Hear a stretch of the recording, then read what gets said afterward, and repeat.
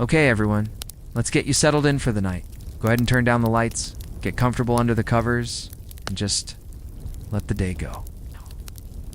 We're going to float back in time tonight, way back, to a place of sand and sun and a river.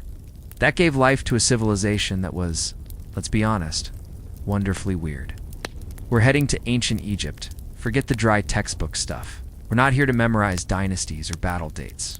No, we're here for the good stuff. It's a strange, slightly dysfunctional, and often baffling family drama of the gods and goddesses themselves. Think of it as the original celestial soap opera, complete with sibling rivalries, questionable parentage, and a whole lot of very specific and peculiar powers. So, just close your eyes, relax your shoulders, and let's drift down the Nile together. Starting at the very, very beginning, before there was anything at all. In the beginning, there was nothing. Not a whole lot to look at, really. Just a vast, dark, watery chaos called Nu, or sometimes none. It was endless, silent, and formless. Imagine the universe as a sort of cosmic, lukewarm soup, just sitting there for eternity. It's the kind of nothingness that's either deeply profound or incredibly boring, depending on your perspective. And out of this primordial nothingness, the first spark of consciousness decided to happen. This first being was Adam. He basically willed himself into existence, which is a power move if there ever was one. One moment there's just cosmic soup, and the next there's Adam, floating on a little mound of earth called the Ben Boon, the first dry land to emerge from the waters. Now, Adam was all alone. And being the first sentient being in existence, as you can imagine, a little lonely. He had the whole of creation to play with, but no one to play with him. So Adam did what any lonely, all-powerful deity would do. He created children. The method, however, is where Egyptian mythology starts to get uniquely specific. In the most common telling, he created his first two children, Shu and Tefnut, through an act of divine self-gratification. Yes, you heard that right. He essentially sneezed or spat them out. One version says he sneezed out Shu, the god of air, and coughed up Tefnut, the goddess of moisture. And just like that, the universe had air to breathe and water too, will be moist with.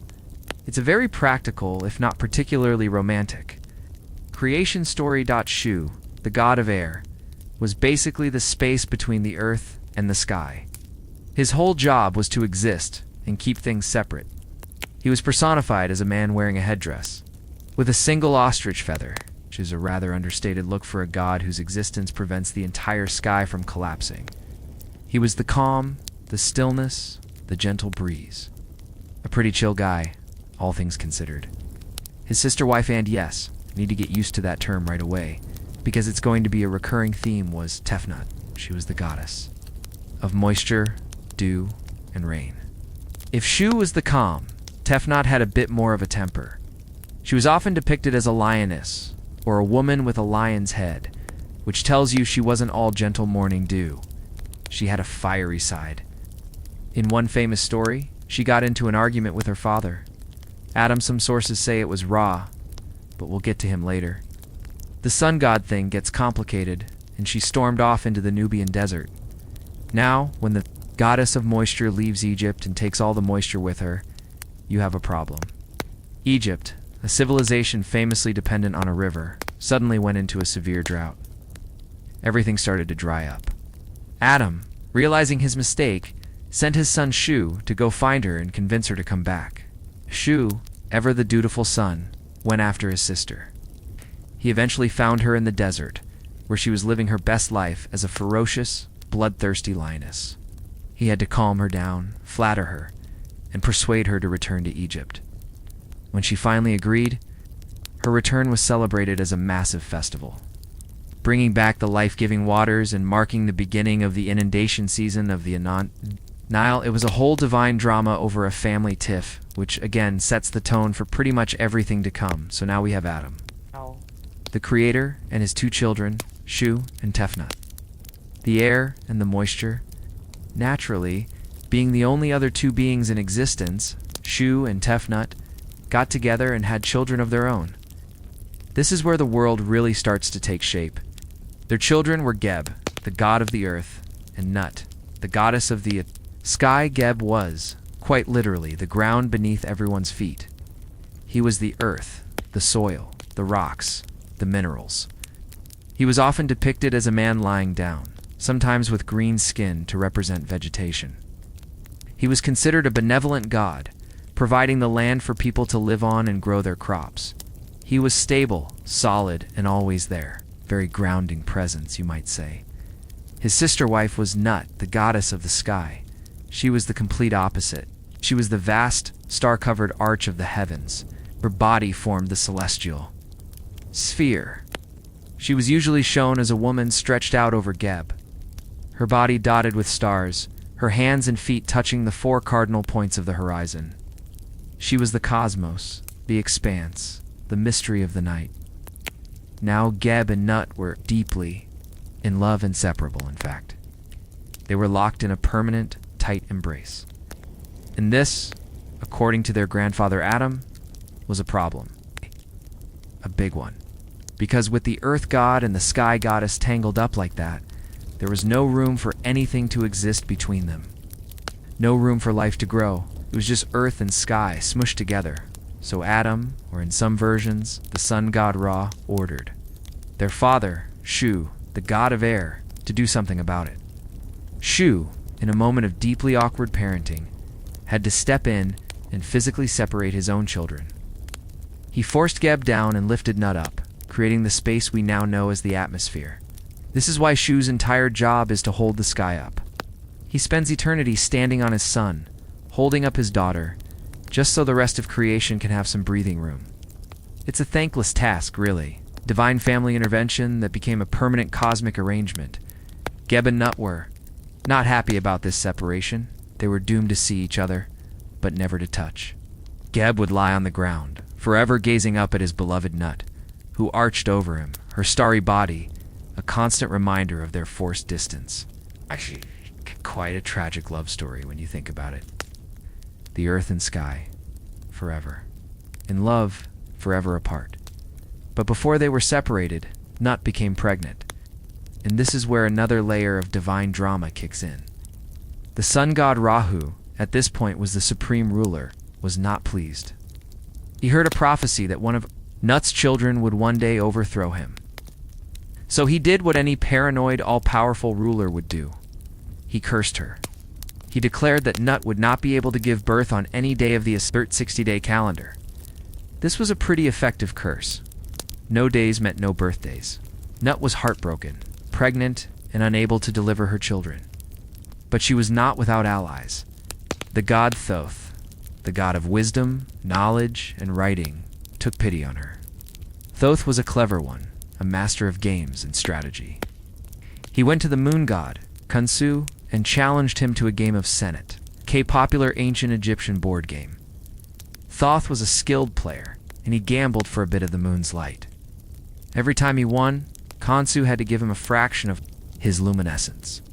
He played and won so many times that he managed to collect enough moonlight to create 5 extra days. 5 whole days that were not part of the original 360-day calendar. And since these days weren't part of Ra's official calendar, the curse didn't apply to them. And so on these 5 intercalary days, these 5 days of stolen moonlight, Nut was finally able to give birth to her 5 children, 1 on each day. This myth cleverly explains the 365-day solar calendar, a classic example of ancient cultures weaving scientific observation into their storytelling. On the first day, she gave birth to Osiris. On the second, Horus the Elder. On the third, Set. On the fourth, Isis. And on the fifth, Nephthys. These 5 children would go on to form the core of the most famous and enduring myth in all of ancient Egypt. Their story is one of love, jealousy, murder, magic, and resurrection. It's a story that defined Egyptian kingship and their understanding of the afterlife for thousands of years. The family drama that started with a sneeze and a forced separation was about to get a whole lot more complicated. Let's start with the firstborn, Osiris. He was born to be a king. From the moment of his birth, he was destined for greatness. He was seen as a kind and wise ruler. He taught humanity the arts of agriculture, how to cultivate wheat and barley, how to make bread, and brew beer. He gave them laws, culture, and religion. He was, for all intents and purposes, the perfect civilizing hero. He represented order, stability, and the life-giving bounty of the Nile. Was often depicted as a mummified man with green or black skin. Green for the vegetation and fertility he brought to the land, and black for the rich, dark soil of the Nile River Valley. He wore the Atef crown, a tall white crown with ostrich feathers on either side, and he held the crook and flail, symbols of kingship and authority. Why? He was the archetypal good king, beloved by his people and by the gods. His sister, Isis, born on the fourth day, became his wife. Isis was one of the most important and powerful deities in the entire Pantheon. She was a goddess of magic, motherhood, and healing. She was fiercely intelligent, cunning, and devoted. If Osiris was the ideal king, Isis was the ideal queen, the power behind the throne. She was the protector of her husband, her family, and all of Egypt. She was often depicted as a woman with a throne-like hieroglyph on her head, which literally spelled out her name. Sometimes she was shown with the horns of a cow and a sun disk, linking her to other powerful goddesses like Hathor together. Osiris and Isis ruled Egypt in a golden age of peace and prosperity.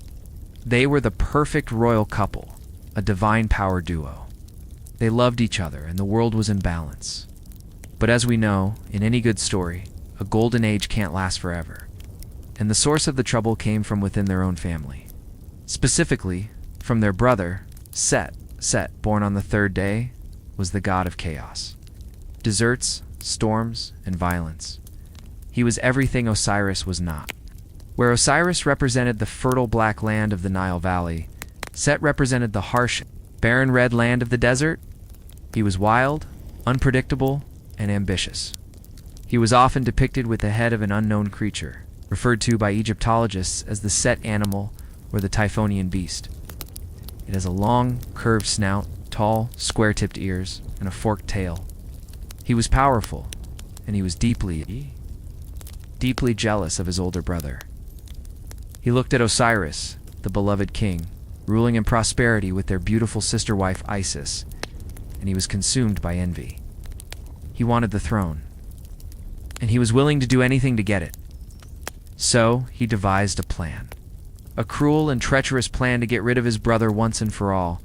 This brings us to one of the central myths of ancient Egypt, the murder of Osiris. Set decided to throw a lavish banquet and invited all the gods, including his brother. During the feast, he unveiled a magnificent, beautifully crafted chest, or sarcophagus. He announced that he would give this chest to whoever could fit inside it perfectly. It was a party game, a fun little challenge. One by one, the gods tried to lie down in the chest. Some were too tall, some were too short. None of them fit. Then it was Osiris's turn. Of course, Set had secretly had the chest custom made to Osiris's exact measurements. So when Osiris lay down inside it, he fit perfectly. It was a perfect match. The moment he was inside, Set and his co-conspirators slammed the lid shut, nailed it down, and sealed it with molten lead. It trapped the king of Egypt inside a box. They then carried the chest to the Nile and threw it into the river, where it was washed out to sea. Osiris, the good king, the god of life and vegetation, was gone. It's murdered by his own brother. With Osiris out of the way, Set seized the throne of Egypt. His reign was one of chaos and tyranny. The natural order, the concept of Mat, which was so central to Egyptian belief, was shattered. The world was thrown into disarray.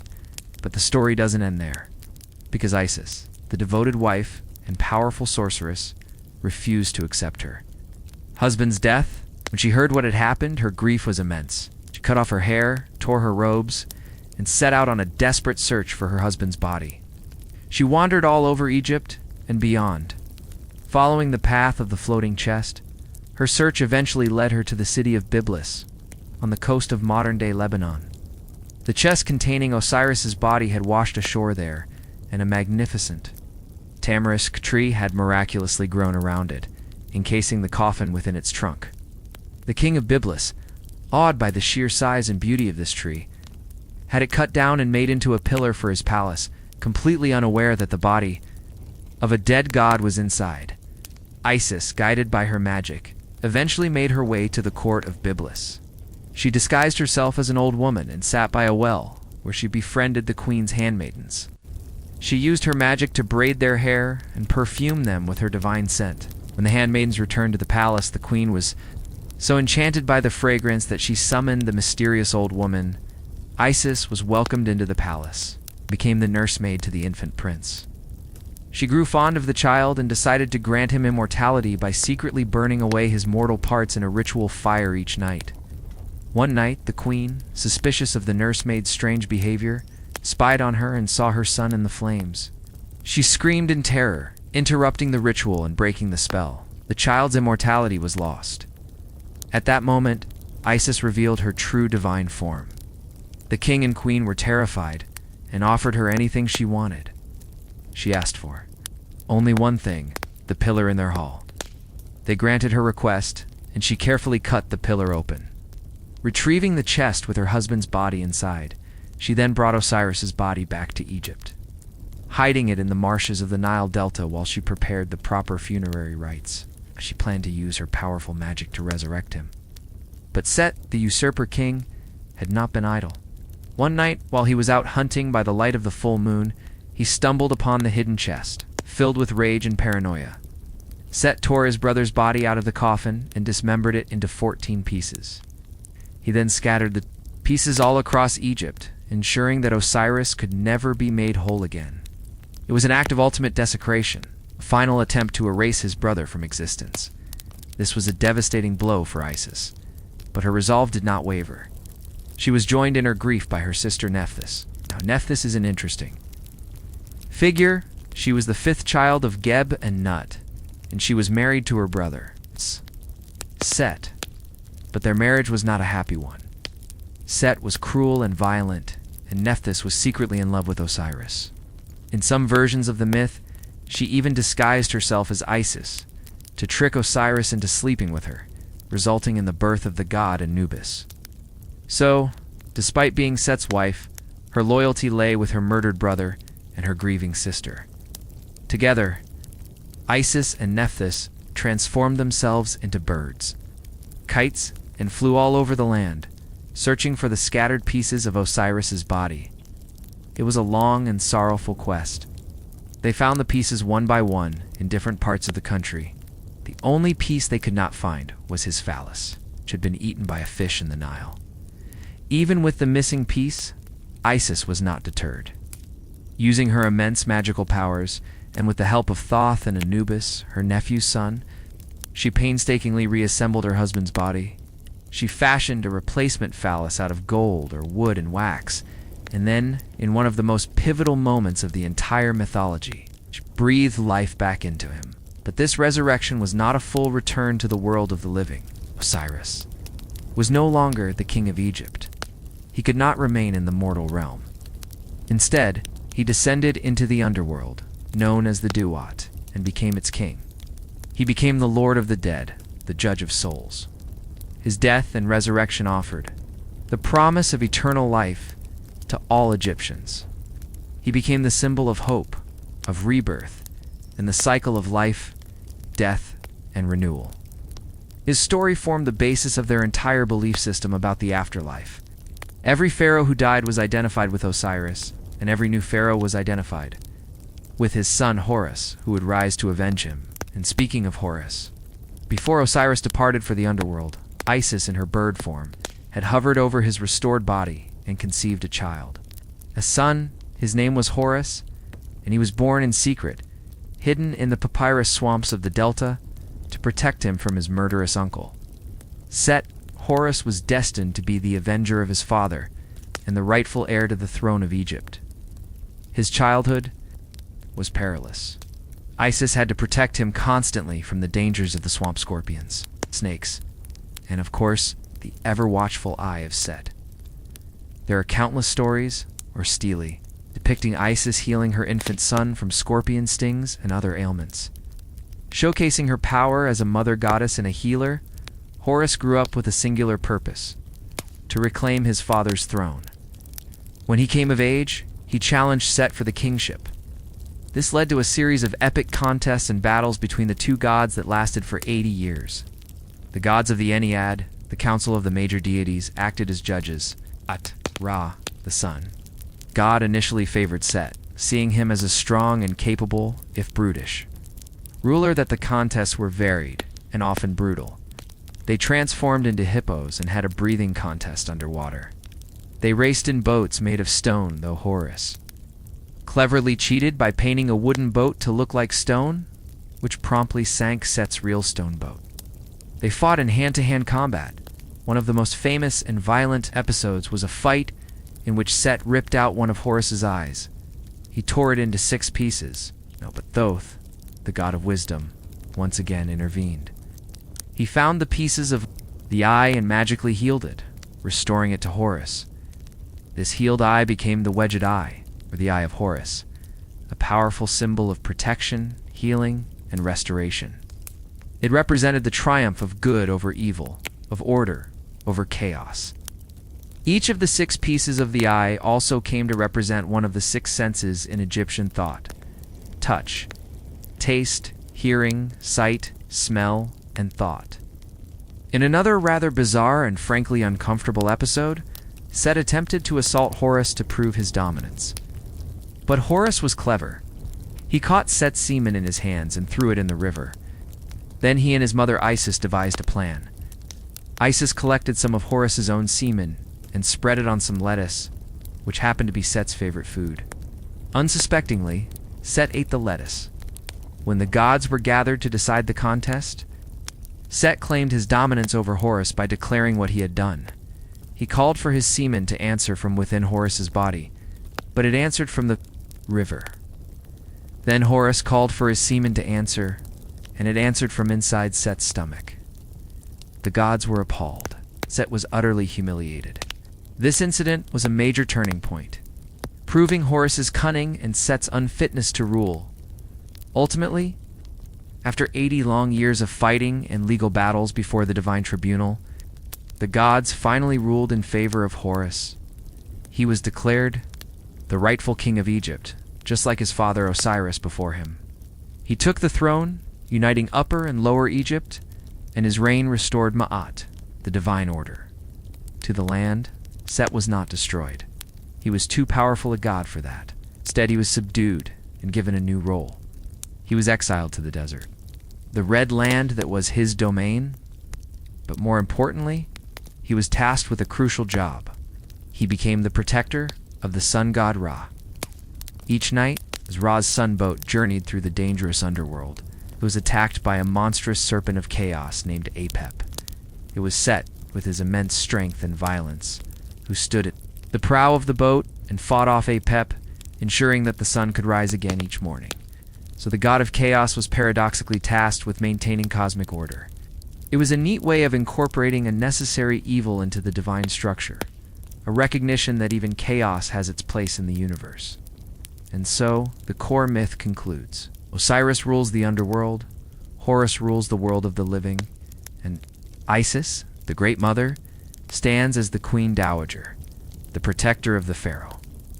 This family saga, the Ennead of Heliopolis, as they are known, formed the bedrock of Egyptian religion.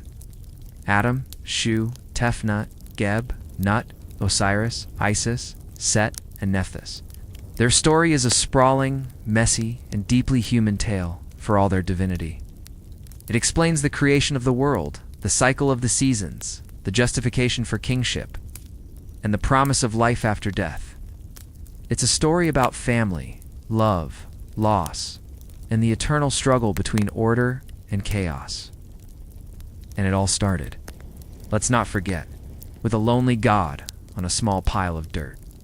Now, let's float over to some of the other major players in this divine pantheon, because the Ennead was just the beginning. The Egyptian pantheon was vast, with hundreds, if not thousands, of gods and goddesses, many of whom had overlapping roles and complex relationships. It was a fluid and ever-evolving system of belief. One of the most important and omnipresent deities was, of course, Ra, the sun god. In many ways, he eclipsed Adam as the primary creator god. He was the god of the sun in all its aspects. The rising sun in the morning, the midday sun at its zenith, and the setting sun in the evening. He was the source of light, warmth, and life. Without him, the world would be plunged into eternal darkness and cold.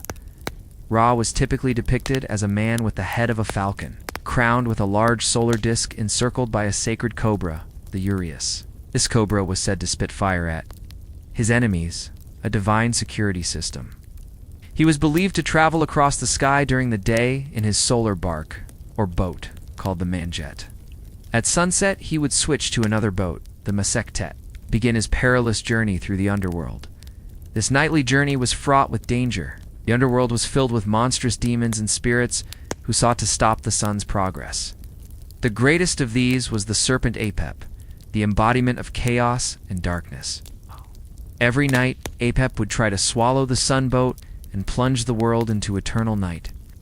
And every night, Ra, defended by a retinue of other gods, including Set, would have to fight him off.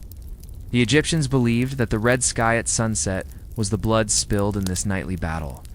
The sunrise each morning was a sign of Ra's victory, a symbol of the triumph of order over chaos, of light over darkness. It was a cosmic battle that had to be won, day after day for eternity. Ra's importance was so immense that he was often merged with other major gods to enhance their own power and prestige. This process is called syncretism. For example, the creator god Adam became Adam-Ra. The ram-headed god of Thebes, Amun, became Amun-Ra, who rose to become the king of the gods and the state deity of Egypt during the New Kingdom. This merging of identities could be confusing, but it shows the fluid nature of Egyptian theology. Ra was less a single static god and more a divine concept of solar power that could be attached to other deities. He was also seen as the ultimate father figure and the first king of Egypt. The pharaohs were considered his sons, his representatives on earth. They even incorporated his name into their own royal titles, with names like Ramesses meaning Ra has borne him. But even Ra was not without his own family drama and moments of weakness. As he grew old, humanity began to disrespect him, mocked his advanced age, his drooling, and his trembling hands. Ra, in his anger, decided to punish them. He plucked out his eye, the same eye that would later be associated with Horus. But in this context, it was a separate divine entity, feminine power of destruction, and sent it to earth in the form of a fearsome lioness goddess. This goddess was Sekhmet. Her name means the powerful one, and she was not to be trifled with. She was the goddess of war, pestilence, and divine retribution. She was a terrifying figure, a lioness-headed woman, often depicted with a blood-red dress. She descended upon humanity with a furious vengeance, slaughtering thousands and drinking their blood. She was so effective in her task that she almost wiped out all of humanity. Ra, seeing the carnage, began to regret his decision. The other gods begged him to stop her, but Sekhmet was in a bloodlust and could not be controlled. So Ra devised a clever plan. He ordered that vast quantities of beer be brewed and dyed red with ochre or pomegranate juice to look like blood. They poured this red beer all over the fields where Sekhmet was planning her next massacre.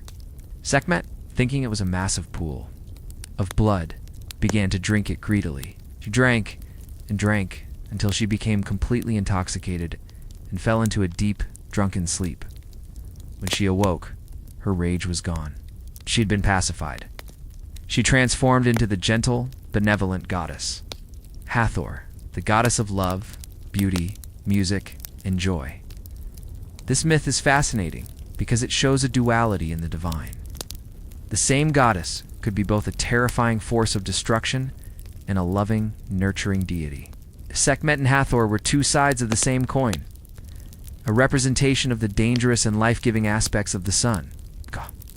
It also served as a rather creative explanation for the annual flooding of the Nile, when the river would run red with silt, and for the celebratory drinking festivals held in honor of Hathor. It's a story about averting disaster with a large quantity of cleverly disguised beer, which is a surprisingly practical solution for a divine crisis. Let's talk a bit more about Hathor. She was an incredibly popular and beloved goddess, worshipped throughout Egypt by royalty and commoners alike. She was a sky goddess, a mother goddess, a goddess of foreign lands, and a protector of minors. But her most famous role was as the goddess of love, joy, music, dance, and female sexuality. She was the divine embodiment of pleasure and celebration. She was often depicted as a cow, or as a woman with the ears or head of a cow, or simply with a headdress of cow horns holding a sun disk between them. The cow was a symbol of motherhood and nourishment, and Hathor was seen as a divine mother to the pharaoh, who was sometimes shown drinking milk from her udder. She was a protector of women, especially during childbirth. Her temples were places of joyous celebration, filled with music and dancing. Her priests and priestesses used a special rattle-like instrument called a sistrum during her rituals, the sound of which was thought to drive away evil spirits and bring good fortune. Hathor could also be seen as a goddess of the afterlife. In her form, as Lady of the West, she was believed to welcome the setting sun and the souls of the dead into the underworld. She would offer them food and drink from her sycamore fig tree to sustain them on their journey. She was a comforting presence, a beautiful and gentle guide for the deceased as they transitioned from this life to the next. Her multifaceted nature as a lover, a mother, a destroyer, and a guide made her one of the most complex and enduring deities in the Egyptian pantheon. Now, let's turn to Thoth, the god who saved Nut's children and restored Horus's eye.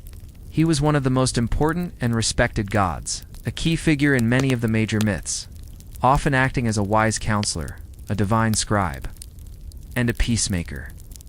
Thoth was the god of wisdom, knowledge, writing, hieroglyphs, science, magic, and art. He was the master of all knowledge, both human and divine. He was said to have invented writing and to be the author of the most powerful book of spells, the Book of Thoth, which contained all the secrets of the universe. It was said that anyone who read it would become the most powerful sorcerer in the world, but would also be cursed by the gods. He was typically depicted as a man with the head of an ibis, a long-beaked wading bird. The ibis's curved beak was thought to resemble the crescent moon, and Thoth was also a lunar deity. Associated with the cycles of the moon and the measurement of time, he was the one who recorded the passage of days, months, and years. In this capacity, he was sometimes shown as a baboon, another animal sacred to him. Thoth's role in the divine order was crucial. He was the scribe of the gods, meticulously, recording all their deeds and judgments. He served as the vizier, the chief advisor to both Ra and Horus. He was the voice of reason and justice in their divine court. In the myth of Osiris, it was Thoth who provided Isis with the magic words to resurrect her husband and who helped heal her son. Horus, he was always there, behind the scenes, making sure things worked out, keeping the universe in balance through. His wisdom and knowledge, one of his most important roles was in the afterlife, during the weighing of the heart ceremony. When a person died, their soul would be led by Anubis into the Hall of Two Truths. There, their heart, which the Egyptians believed was the seat of intelligence and conscience, would be weighed on a giant scale against the feather of Mat. The goddess of truth and justice, Thoth, stood by the scales, ready to record the verdict. If the heart was lighter than the feather, or balanced with it, it meant the deceased had lived a good and righteous life. Thoth would record this favorable judgment, and the soul would be granted eternal life in the field of reeds, the Egyptian version of paradise. But if the heart was heavy with sin and outweighed the feather, the verdict was not so good. The heart would be thrown to a monstrous creature called Ammit, the devourer of the dead, a hybrid of a crocodile, a lion, and a hippopotamus. Ammit would eat the heart, and the soul would cease to exist, a fate the Egyptians considered the ultimate horror. Thoth's role in this final judgment was impartial and absolute. He was the keeper of the ultimate record, the final arbiter of a soul's fate. His presence ensured that the process was just and orderly, governed by knowledge and truth rather than passion or chaos. Let's linger for a moment on Anubis, the god who is so often associated with death and mummification. He is one of the most iconic of the Egyptian gods, with his striking black jackal head. Jackals were often seen scavenging in cemeteries, and the Egyptians, in a classic move of turning a potential negative into a positive, associated this animal with the protection of the dead. Anubis was the god of embalming, mummification, and the protector of tombs. He was the one who guided the souls of the dead on their journey into the underworld. His role was not to be feared. He was a comforting figure, a guardian who ensured that the deceased received the proper rites and would be protected on their perilous journey. His parentage is a bit of a mythological tangle. In the earliest texts, he was said to be a son of Ra, but in the later, more famous Osiris myth, he is the son of Osiris and Nephthys. As we mentioned, Nephthys, the wife of the chaotic Set, desired a child with the noble Osiris. She disguised herself as her sister Isis and seduced him. The result of this union was Anubis. Fearing Set's wrath, Nephthys abandoned the infant in the marshes. But Isis, ever the compassionate sister-in-law, phoned the baby and raised him as her own. This backstory makes Anubis a figure of loyalty. Despite being the son of Set's wife, he was utterly devoted to Osiris and Isis. When Osiris was murdered, it was Anubis who helped Isis and Nephthys embalm his body. He is credited with inventing the process of mummification, wrapping the body in linen bandages to preserve it for the afterlife. In doing so, he became the patron god of Memrus. In the Hall of Two Truths, it was Anubis who would lead the soul of the deceased to the scales. He would check the balance, make sure the weighing was fair, and then escort the soul to Osiris for the final judgment. He was a psychopomp, a guide of souls, a somber but necessary presence in the transition between life and death. His black skin was symbolic, not of evil, but of the color of a preserved body after embalming, and the fertile black soil of the Nile, which represented rebirth. He was a god of thresholds, the guardian of the sacred boundary between the world of the living and the world of the dead. And what about Mat, the goddess whose feather was used to weigh the heart? She wasn't just a goddess, she was a concept, a fundamental principle that governed the entire Egyptian worldview. Mat was the divine order, the cosmic balance, the concept of truth, justice, harmony, and morality. It was the principle that the universe was created with and what it should always strive to maintain. Mat was personified as a goddess. It's a woman wearing a single ostrich feather in her hair. This feather was her symbol. She was the daughter of Ra and was seen as the one who set the order of the universe at the moment of creation. Everything had its place in Mat: the rising and setting of the sun, the flooding of the Nile, the succession of the pharaohs, and the proper ethical behavior of human beings. To live in accordance with Mat was the goal of every Egyptian. It meant being truthful, honorable, and just in all one's dealings. It meant caring for the less fortunate, respecting the gods, and maintaining the balance of society. The pharaoh's primary duty was to uphold Mat. If he failed, chaos or Isfit would triumph, and the world would fall into ruin. In the judgment hall, when the heart was weighed against her feather, it was a literal test of whether the deceased had lived a life in accordance with Mat. Had they been truthful? Had they been just? Was their conscience, their heart, light and pure? Mat herself wasn't a goddess who had a lot of myths or dramatic stories about her. She didn't get into fights or have complicated love affairs. She was above all that. It was the foundation upon which everything else was built, the quiet, ever-present force that held Egyptian civilization together. Without her, the stories of all the other gods would be meaningless. It's just a series of chaotic events with no underlying purpose. She was the silent, steady heartbeat of the cosmos. Let's drift now to another very popular and important group of deities, those associated with the city of Thebes. During the New Kingdom, Thebes became the religious capital of Egypt, and its local gods rose to national prominence. Most important of these was Amun. Amun's name means the hidden one. In the beginning, he was a minor god of the air, part of the Ogdoad, a group of 8 primordial deities from the city of Hermopolis who predated the Ennead of Adam.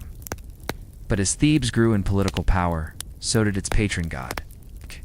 He became associated. With fertility and creation, Menes priests began to promote him as a king of the gods.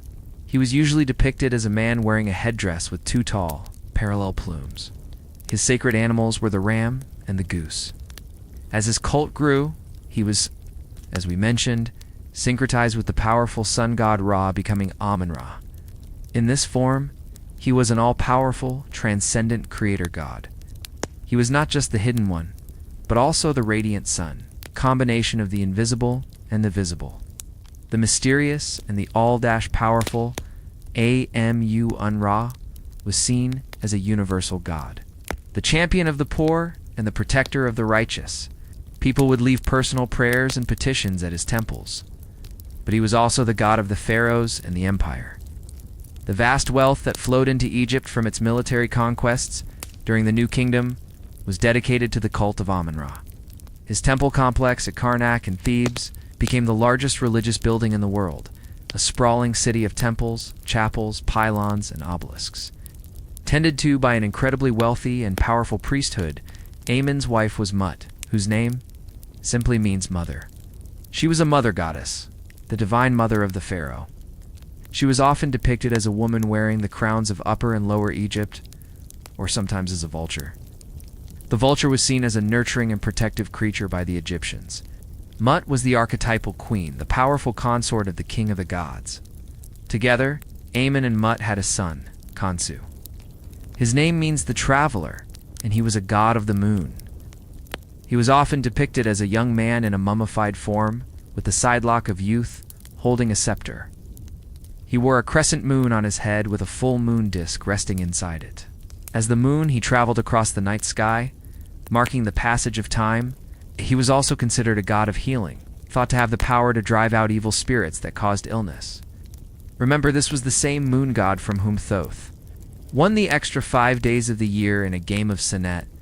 He was a key part of the Theban triadaman Mut, and Khonsu, the holy family of the Theban religion, whose worship dominated Egypt for centuries. Of course, the power of Amun-Ra and his priesthood did not go unchallenged. There was one famous and ultimately failed attempt to completely overhaul the entire religious system. This came during the reign of the pharaoh Akhenaten. Originally named Amenhotep IV, he decided to abandon the worship of Amun-Ra and all the other traditional gods. Instead, he decreed that there was only one god. The Atan was the physical disk of the sun, the literal sun in the sky. Atan was not a god in human or animal form, but a universal, abstract force of light and life that shone down on all people equally. Akhenaten changed his name to mean effective for the Atan, and he moved the capital of Egypt from Thebes to a new city he built in the desert called Akhaten, the horizon of the Aten, known today as Amarna. This was a radical revolutionary change. For a culture so deeply steeped in thousands of years of polytheistic tradition, this was a massive shock. Akhenaten closed the temples of the other gods, and the vast wealth of the Amun priesthood was confiscated. All religious devotion was to be directed to the Aten, and only Akhenaten and his wife, the famous Nefertiti, would act as intermediaries between the Aten and humanity. It was a strange and brief period in Egyptian history. The art from this time, the Amarna period, is also unique. It broke with the stiff, formal conventions of traditional Egyptian art. It depicted the royal family in a much more naturalistic, almost intimate way, showing Akhenaten with a long, drawn-out face, a pot-belly, and wide hips, a far cry from the idealized, muscular pharaohs of the past. He is shown playing with his daughters, kissing his wife. It was a style as radical as his religious reforms. But this revolution did not last. Akhenaten's monotheism, or more accurately, henotheism, was not popular with the general population. They were used to their local gods, their personal protectors, their familiar rituals, and the powerful priesthood of Amun, who had been stripped of their power and wealth, were waiting in the wings. After Akhenaten's death, his religious reforms were quickly undone. His son, Tutankhamun, changed his name to Tutankhamun, the living image of Amen, signaling a return to the old ways. The capital was moved back to Thebes, and the temples of Amun-Ra were restored to their former glory. Akhenaten himself was branded a heretic, his city was abandoned, and his name was chiseled from monuments, an attempt to erase him from history. The Amarna heresy, as it's often called, was over. The old gods, with their complex stories and deep roots in the culture, had won. It was a fascinating but ultimately failed experiment in religious revolution. Let's move to a different kind of deity, one that represents a more abstract, yet vital aspect of Egyptian life. Let's talk about Ptah. Ptah was the creator god of the city of Memphis, which was the capital of Egypt during the Old Kingdom. His creation myth is quite different from that of Adam. It's a much more intellectual, less biological form of creation. According to Memphite theology, Ptah created the universe through his thought and his word. He conceived of the world in his heart, the seed of Thoth, then brought it into being by speaking its name. He thought of the gods, and they came into being. He spoke the names of places, and they were created. This is a creation story, based on the power of intellect and speech, a concept of a logos, a divine word, that would echo in later religious and philosophical traditions. Ptah was depicted as a mummified man, holding a special scepter that combined three powerful symbols. The scepter, a symbol of power, the Ankh, the symbol of life, and the Jed pillar, a symbol of stability. He wore a simple skull cap and had a straight artificial beard. He was a quiet, dignified, and powerful creator. He was also the patron god of craftsmen, artisans, sculptors, and architects. The high priest of Ptah was given the title greatest of the controllers of craftsmen. It was believed that Ptah was the ultimate architect, and that all skilled work was done under his guidance. This connection to craftsmanship and creation made him a very important god, especially in a civilization that produced such incredible works of art and architecture. His wife was Sekhmet, the lioness goddess of destruction, which creates a fascinating pairing: the calm, intellectual creator and the fiery, violent destroyer. They had a son named Nefertum, the god of the lotus blossom, from which the sun was said to have first risen. Together, they formed the holy triad of Memphis. Now let's talk about some of the gods who were more directly involved in the daily lives and concerns of ordinary Egyptians. Not everyone was a pharaoh or a high priest. Most people were farmers, laborers, and craftsmen, and they had their own set of deities they turned to for help and protection. One of the most popular was Base. Base was a dwarf god, protector of the household and especially of mothers and children during childbirth. He was a very unusual-looking god. He was depicted as a grotesque, bandy-legged dwarf with a lion's mane, a bearded face, and a feathered headdress. He was often shown sticking out his tongue and making a fearsome face. Unlike most other gods, who were always shown in profile, Base was almost always depicted full-faced, staring directly at the viewer. His appearance, while comical, was meant to be a patropaet. It was intended to scare away evil spirits, demons, and malevolent forces. Childbirth was an incredibly dangerous time in the ancient world, and Base was the supernatural bouncer who stood guard, frightening away anything that might harm the mother or the newborn child. He was also a god of music, dance, and merriment. His image was found everywhere in Egyptian homes, on beds, headrests, mirrors, and cosmetic jars. He was a beloved, if slightly bizarre, household guardian. Another protective deity of the home was Toret. His name means she who is great. She was a goddess who, like Base, presided over childbirth and fertility.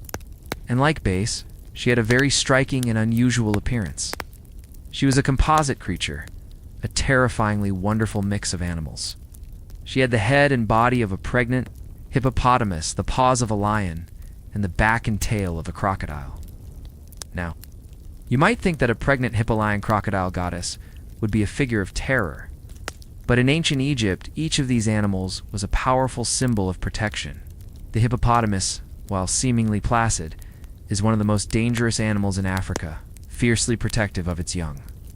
The lion, of course, is a symbol of power and ferocity. and the crocodile was a fearsome predator of the Nile. Taurit combined the protective and fierce aspects of all three. She was the ultimate divine bodyguard for pregnant women and new mothers. Like Base, her image was used on household amulets and furniture. She was a ferocious, powerful, and deeply loved protector of the family. While we're on the subject of animals, Egyptians had a whole host of gods and goddesses with animal forms or heads. This wasn't because they worshipped animals themselves, but because they saw certain animals as embodying the specific traits and powers of a particular deity. We've already mentioned the falcon for Ra and Horus, the ibis and baboon for Thoth, the jackal for Anubis, the lioness for Sekhmet, but there were many more. Sobek was the crocodile god, a god of the Nile, military prowess, and fertility. He was a powerful and fearsome deity, an ambivalent figure who could be both a protector and a destructive force. It's much like the Nile River itself, which could bring life-giving floods or devastating destruction. His main cult center was at a place called Crocodilopolis, where sacred crocodiles were kept in pools adorned with jewels and worshipped as living manifestations of the god. Then there was Bastet, the cat goddess. Originally, she was a fierce lioness goddess, similar to Sekhmet. But over time, especially in the late period, her image softened. She became the benevolent goddess of the home, fertility and childbirth, and the protector of cats. She was depicted as a woman with the head of a domestic cat. Cats were beloved animals in ancient Egypt. They were praised for their ability to kill snakes, scorpions, and rodents, protecting the household and the grain stores. To harm a cat was a serious crime. At her cult center in Bubastis, vast cemeteries of mummified cats have been found, left as offerings to the goddess. She represented a more gentle, domestic side of the divine feminine compared to the fierce power of Sekhmet, or the regal authority of Isis. We also have the sacred bull. Several different bull gods were worshipped in Egypt, but the most famous was the Apis bull, who was worshipped in Memphis as a manifestation of the god Ptah. The Apis was not just a symbol. It was believed to be a living god on earth. Specific bull, identified by a set of very specific sacred markings, a white triangle on its forehead, a vulture wing pattern on its back, scarab-shaped mark under its tongue was chosen to be the Apis. This bull lived a life of luxury in the temple. It had its own harem of cows. It was fed the finest foods, and its movements were interpreted as oracles. When the Apis bull died, it was a time of national mourning. The bull was mummified with all the pomp and ceremony of a pharaoh and buried in a massive stone sarcophagus in a huge underground necropolis called the Serapeum at Saqqara. The search would then begin for the next Apis bull, the new incarnation of the god. It was a cycle of life, death, and rebirth, played out with a literal, very pampered, divine bull. There were also gods for more specific domains. Neith was an ancient goddess of war, hunting, and weaving. Worshipped in the delta city of Sais, she was often depicted as a woman holding a bow and arrows, and her symbol was a shield with 2 crossed arrows. She was also considered a wise creator goddess, and in some myths, she was the mother of Ra and the crocodile god Sobek. Seshat was the goddess of writing, wisdom, and knowledge, a female counterpart to Thoth. Her name means she who scrivens. She was depicted as a woman with a 7-pointed star or flower symbol on a pole above her head. She was the keeper of records, the divine librarian. It was she who recorded the reign of the pharaoh, marking the years of his rule on a palm rib. She was present at the foundation ceremonies of temples, helping to stretch the cord, the ancient surveying ritual to lay out the building's dimensions. While Thoth was the inventor of writing, Seshat was the master of its practice. We also can't forget Hapi, the god of the Nile's annual flood, the inundation. Hapi wasn't the god of the river itself, that was more Sobek's domain, but specifically of the life-giving flood that deposited rich, black silt on the farmlands. Each year he was depicted as a man with a large belly and breasts, symbolizing fertility and nourishment. He often had blue or green skin, representing the water, and wore a headdress of aquatic plants, papyrus for Lower Egypt and lotus for Upper Egypt. The Egyptians didn't know about the seasonal rains in Ethiopia that caused the flood. To them, it was a divine miracle, a gift from Hapi. They would hold great festivals in his honor to encourage him to bring a good flood, not too high to be destructive, not too low to cause a famine. He was a crucial, life-sustaining god. For a civilization utterly dependent on the rhythm of the river, as we drift toward the end of our journey tonight, it's worth remembering that this pantheon was not a static, unchanging list. It was a living, breathing system of belief that evolved over more than 3,000 years. Gods rose and fell in popularity. Local gods became state deities. Foreign gods were sometimes incorporated into the pantheon. The relationships between the gods shifted. Their myths were retold and reinterpreted. What remained constant was the central role these divine figures played in every aspect of Egyptian life, from the grand cosmic dramas of creation and resurrection to the intimate, personal protection of the home and family. The gods were everywhere. They were in the sun that warmed the fields, the river that nourished the crops, the stars that guided the traveler. They were in the pharaoh's crown, the scribe's pen, and the artisan's chisel.